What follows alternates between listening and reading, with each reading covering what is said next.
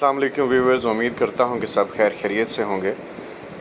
ये हमारे एक फार्मर हैं जिन्होंने किचन गार्डनिंग में हमारा जो देसी खीरा है, जिसको हम आम ज़ुबान में ककड़ी भी कहते हैं, उसकी काफ़ी फसल उगाई है और बेहतरीन नताइज हासिल कर रहे हैं।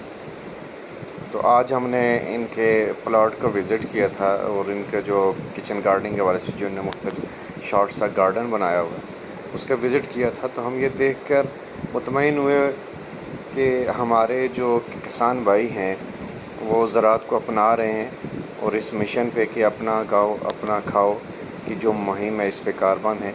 और इंशाल्लाह अगर हमारे फार्मर्स ने चाहा तो बहुत जल्द हम अपने ज़राअत में ख़ुद कफ़ील हो जाएंगे इंशाअल्लाह वल अज़ीज़।